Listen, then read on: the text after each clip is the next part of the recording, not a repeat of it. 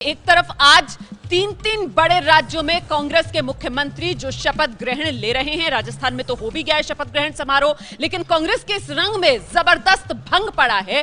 जिस तरीके से अदालत से कांग्रेस को बड़ा झटका लगा सज्जन कुमार के रूप में, आपको जल्दी से बताते हैं आज दिन की सियासत किस तरीके से बदलती हुई नजर आई। सिख दंगा केस में जब अदालत का फैसला आया, कांग्रेस के पूर्व सांसद सज्जन कुमार को अदालत ने दोषी मानते हुए उम्र कैद की सजा का ऐलान कर दिया।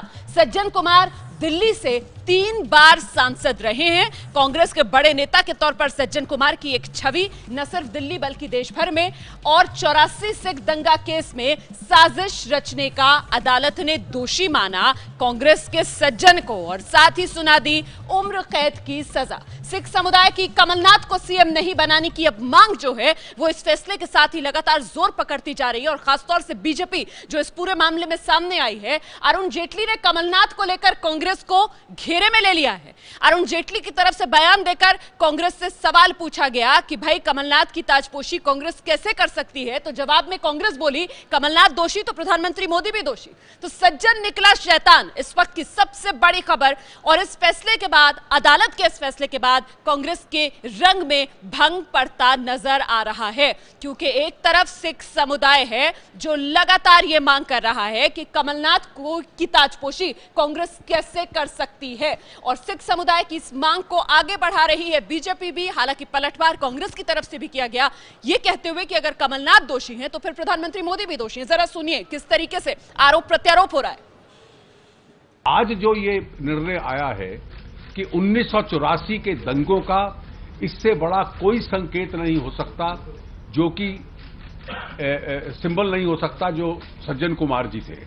और ये विडंबना है कि ये आया उस दिन है जिस दिन सिख समाज एक दूसरे नेता जिसको दोषी मानता है, कांग्रेस पार्टी आज भी उनको मुख्यमंत्री की शपथ दिलवा रही है।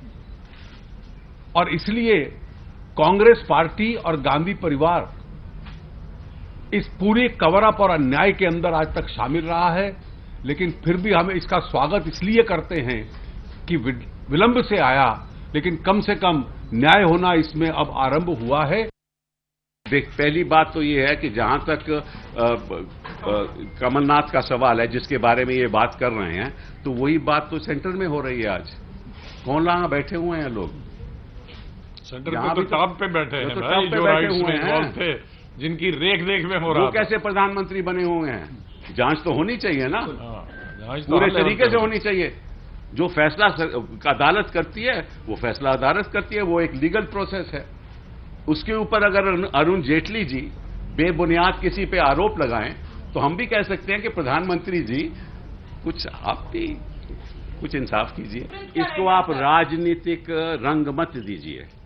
ये बात एक कोर्ट का फैसला है, उसमें जो भी कोर्ट पर कार्रवाई करेगी। अगर बीजेपी इसको राजनीतिक रंग देगी तो नुकसान उनको होगा, क्योंकि वहां बड़े बड़े लोग यहां बैठे हुए हैं।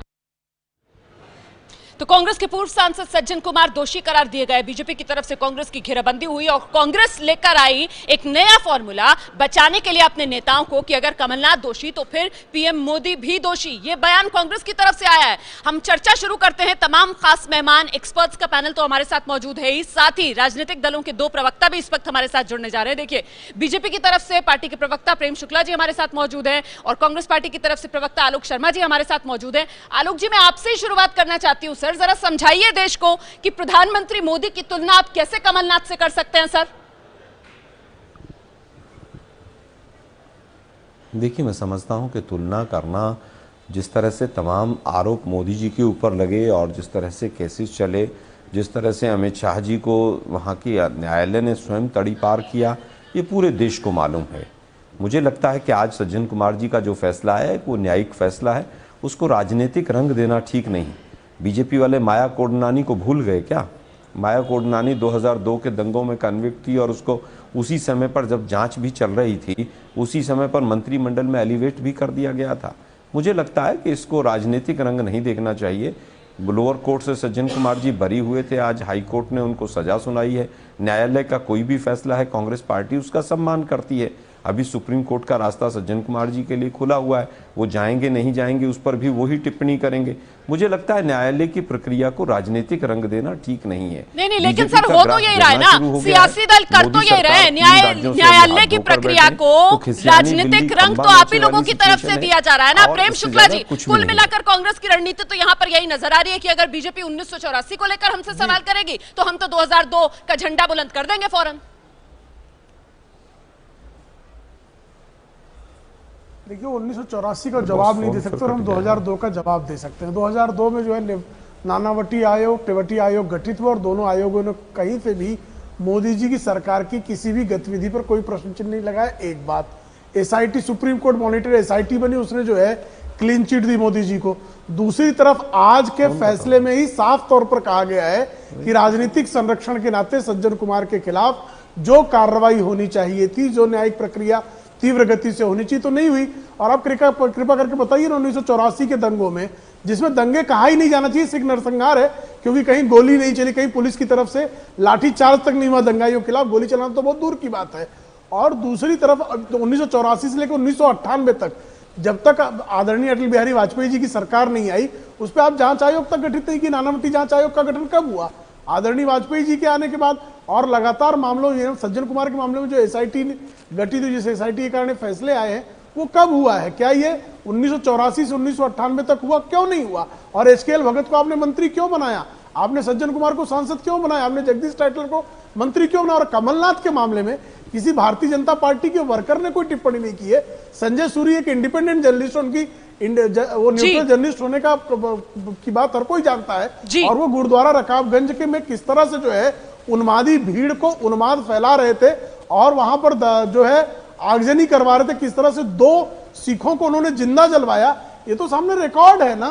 मैं चर्चा आगे बढ़ा लेती हूँ। यहाँ पर एक्सपर्ट पैनल, ठीक है सर, ठीक है सर, ठीक है सर, एक्सपर्ट पैनल इस वक्त जो हमारे साथ मौजूद है उसका मैं रुख करूंगी। सुनते पहले दिग्विजय सिंह क्या कह रहे हैं। केवल हवाबाजी नहीं है, जैसे मोदी जी की सरकार की होती है, शिवराज सिंह चौहान की हवाबाजी है, ये हो गया वो हो गया, वो फोटो छाप देते हैं विदेशों के कि हमारे यहाँ हो गया, इसलिए ऐसा नहीं होगा। सर राफेल मुद्दे पर आज बीजेपी सभी जगह पर प्रेस कॉन्फ्रेंस करने वाली है। अरे प्रेस कॉन्फ्रेंस करने के बाद पहले बताओ कि तुम झूठ क्यों बोले सुप्रीम कोर्ट के सामने, गलत बयानी क्यों की तुमने? सरकार ने माफी बता दीजिए।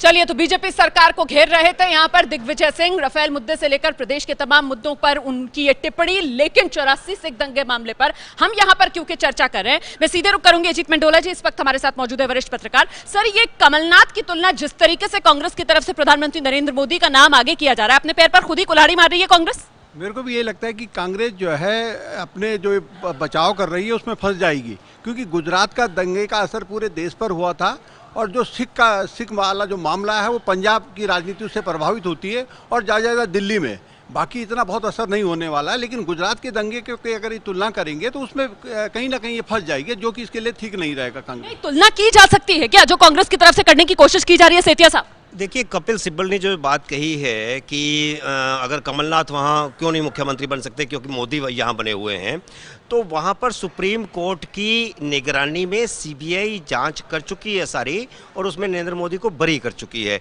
और सुप्रीम कोर्ट से बरी हुए हैं। एक तरह से सुप्रीम कोर्ट की निगरानी में क्योंकि जांच हो रही थी, इसलिए उसकी तुलना करना ठीक नहीं है। लेकिन दूसरी तरफ कमलनाथ के खिलाफ भी कोई एफआईआर नहीं है, इसलिए ये राजनीतिक मुद्दा है। सज्जन कुमार के साथ जोड़ करके उनको बनाया जाना, मुझे लगता है इसका राजनीति पर कोई ज़्यादा असर नहीं होने वाला सिवा पंजाब और दिल्ली के। ठीक है, जवाब दीजिए प्रेम शुक्ला जी। यहाँ पर जो अजय सेठिया साहब बात कह रहे हैं कि कमलनाथ का मुद्दा भी राजनीतिक मुद्दा है, क्योंकि इतने साल में हमने देखा आज तक एक एफआईआर तक तो हुई नहीं है कमलनाथ के ऊपर, हालांकि सरकारें तो हर पार्टी की रही हैं। लेकिन एफआईआर होना कब शुरू हुई, तो मैं बता रहा हूं ना, 1984 से 1998 तक तो आप जांच करने को तैयार ही नहीं थे। नानावटी आयोग का गठन कब हुआ? नानावटी आयोग ने तमाम जो है पुलिस थानों में किस तरह से मामले दबाए गए थे, वो मामले मंगाए गए और आदरणीय मोदी जी की सरकार आने के बाद एसआईटी गठित हुई और एक जस्टिस माथुर जी के अध्यक्षता में आयोग गठित हुआ। उसके पहले न्याय दिया ही नहीं गया ना। और नानावटी आयोग के समक्ष जिस तरह से संजय सूरी जी ने अपनी बात रखी है, अब उसको क्या नकार दिया जाए? संजय सूरी का जो बयान है और वहां पर जिस तरह से आज ही एक गवाह ने बताया कि किस तरह से गवाही देने का उसके ऊपर टाड़ा लगा दिया आप बताइए ना किसी भाजपा शासित राज्य में इस ठीक, तरह सर, किसी सर, भी सर, गवाह एक के छोटा खिलाफ सा जवाब दे लीजिए। गवाही सेठिया साहब देने जवाब उसके देना चाहते हैं। देवर का प्रेम शुक्ला जी, जलाकर कत्ल किया गया रंगनाथ- था और प्रेम गवाह शुक्ला को जी, ताला लगा दिया गया। प्रेम शुक्ला जी, सवाल ये है कि रंगनाथ मिश्रा आयोग के रिपोर्ट के अंदर कमलनाथ जी का नाम आया था। उसके बाद 6 साल भाजपा की सरकार पहले रही है, 4.5 साल अब रह ली। 10.5 साल के अंदर आपने रंगनाथ मिश्रा आयोग की रिपोर्ट के आधार पर कमलनाथ के खिलाफ FIR दर्ज क्यों नहीं की? जवाब है शुक्ला जी। रंगनाथ मिश्रा आयोग को क्लोज करके गए थे। रंगनाथ मिश्रा को किस तरह से रंगनाथ मिश्रा ने किस तरह से क्लोजर रिपोर्ट फाइल की और किस तरह से उनको बाद में सांसद बनाया गया, ये किस्सा भी सारे लोग जानते हैं। आज जेटली जी ने उसका जिक्र किया कि किस तरह से जस्टिस रंगनाथ मिश्रा के आयोग ने किस तरह से कांग्रेसी नेताओं को बचाने का प्रयास किया और कालांतर में उसी के रिवार्ड स्वरूप उनको राज्यसभा की ठीक है सदस्यता सर, प्रदान की लेकिन गई। अभी भी तो आज इसका 4.5 साल से संकेत केंद्र जेटली में ने आपकी दिया है। सरकार है। कुल मिलाकर सवाल ये उठता है कि जमीन पर कुछ काम होता हुआ नजर क्यों नहीं आता है? अदालत का रास्ता खुला हुआ है, वहां पर यह मामला आगे क्यों नहीं बढ़ता है? हाँ, सियासत के मैदान पे जब बारी आती है नफा नुकसान लेने की, तो मामलों को जोर शोर से उठा दिया जाता है। इंसाफ पीड़ितों को मिल क्यों नहीं पाता? इन तमाम सवालों के साथ ये चर्चा हम आगे बढ़ाएंगे। आप रहिए हमारे साथ, फौरन लौट रहे हैं। ये है ABP न्यूज, आपको रखे आगे।